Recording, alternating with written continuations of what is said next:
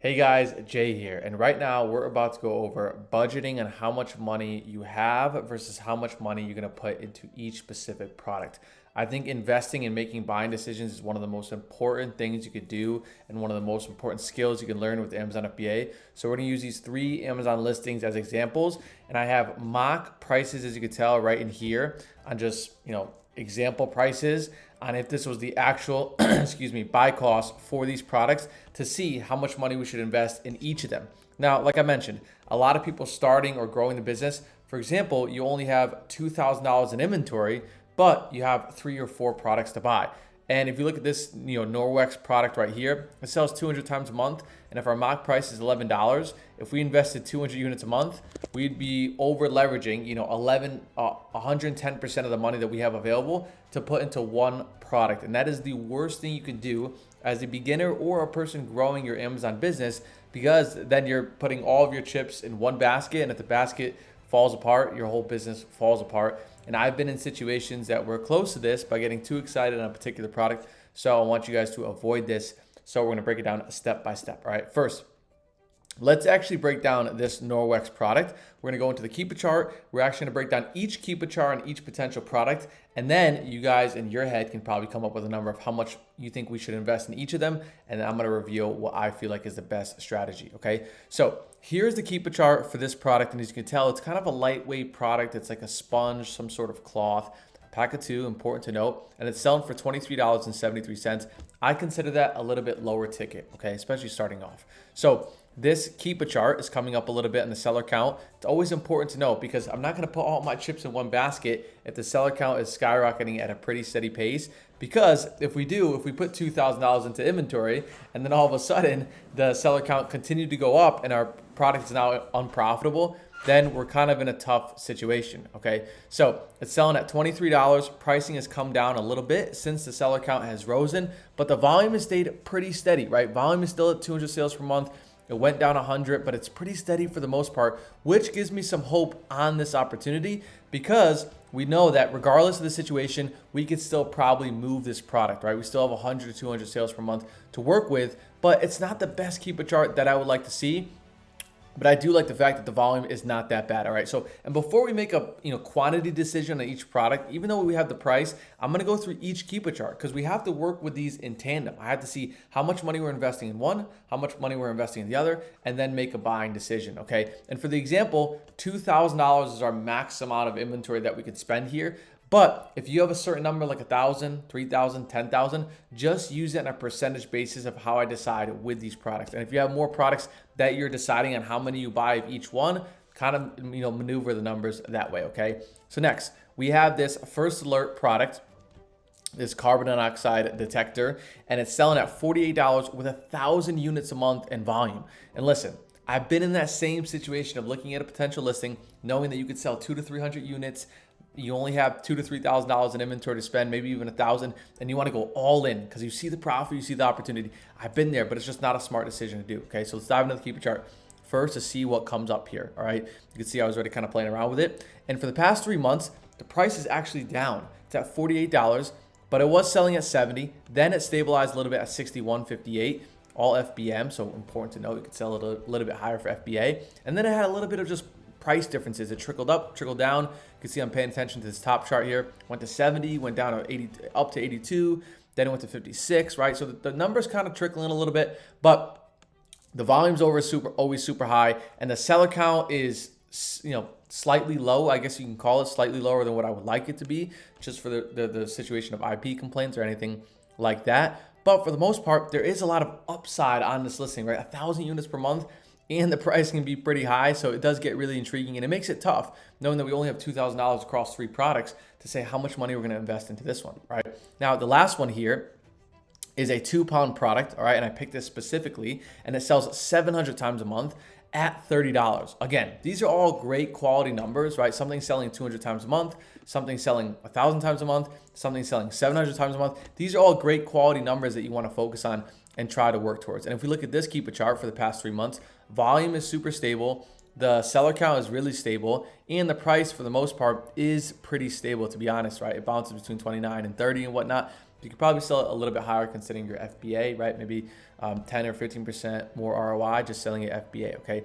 And you can see over time, the seller count is going down a little bit. So these are all great quality keeper charts for the most part, right? Obviously, some of the low seller counts gets a little nervous sometimes, but for the most part, these are all super quality, super good for beginners or even mid-sized sellers to take advantage of winning all these sales, winning the buy box, winning the majority of the sales, right? You don't have to do any of that nonsense by looking at, okay, how many FBA sellers are there? What are their reviews? And, if it sells 1,000 times a month, let's divide that by 3. It's not how it works at all, right? If you are, the only FBA seller, regardless if you have 0 reviews or 10 reviews, and you come in with a lot of stock, you could probably get, 80 to 90% of the sales throughout the entire month. Believe me, it's a strategy I've been living by doubling down on that. But we're not going to invest all of our money in one product here. We have to kind of diversify this. So let's start with this Norwex product. Remember, our cap number is 2,000 that we're working off of, and this is a pretty good lead, pretty good ROI, okay? So everything works out here. If we had a lot more money in the balance, I would say we would invest a lot more money because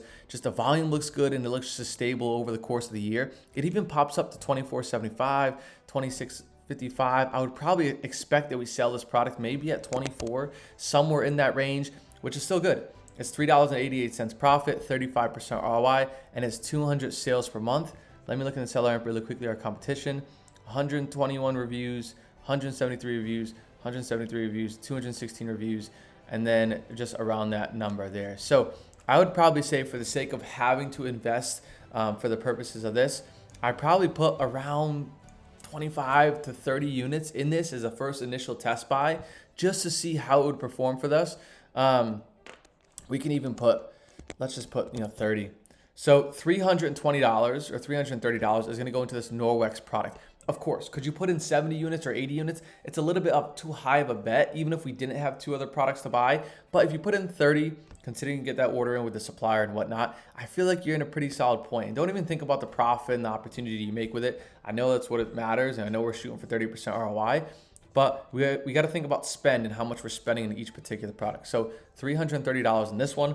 Now let's break down this one. It's a little bit harder because it's more expensive, right? The product's going to cost us probably $20 plus. I have the mock number at 32. Okay, so it's a little bit more. We can't get as many units as we want, and this thing sells 1,000 times a month. So if we got 10 units, it's going to sell out, within a quarter of a day. And the volume obviously pops down 500, 200, 500, but for the most part, it is very, very high, and even the selling price comes up a bit. So I have the estimated selling price at 48 right now, which isn't too accurate. Because one seller tanked it, but for the most part, I assume based off the keeper chart over a year, you could probably sell this thing for about $60. I mean, I doubt the price stays down there, so we're gonna guess 60, which at 60 it would be 39% ROI. So it's an awesome opportunity. I would probably invest a little bit heavier if we had the opportunity. It was a match of the product. I'd invest a little bit heavier in this one than I would in that Norwex one. I'd probably go just off of eyeballing it somewhere around, like 50, 50, 25. That adds up to 125%. But I'd go those two, 66% or 75% of the inventory spend, so 37.5, and the other two would be less. So, I mean, you can get if you were able to stay in stock and you had thousands of dollars in inventory, you can probably get probably 700 sales per month, believe it or not, which would be ridiculous profit. But if we invested 10 here, I'd probably say somewhere around 25. It might over leverage us too much. Honestly, I'd probably be anywhere between 25 and 30, but we'll keep it at 25. So about $800 into this product, and it's really good ROI. Again, it's a mock price. I don't know if it's less ROI. It could be buy cost could be 40, right? It could be a little bit less, but not bad on the inventory spend. So 800, and then we have 330 on this one. So we're at about $870 left. Not a terrible situation. Okay, now this one you can see is selling for $30.60, but I have the lowest FBA price is at $33.49. And put that in there. So we're in a good spot. And the cost price is 15. So we're not at the great, 30% ROI that we're looking for and the great $5 profit that we're looking for. But it just shows stability. It shows a great price. It shows great volume. So this is something that we have to pursue and put some money into. And now, the reason why this is going to be, a majority of our spend rather than this one is, one, the volume is so sturdy and the selling price is great, and the Keepa just shows me everything I'm looking for. Slight decline over time, pricing's really consistent, volume's really consistent, and considering we can get this in bulk from a supplier, I feel really consistent across the board.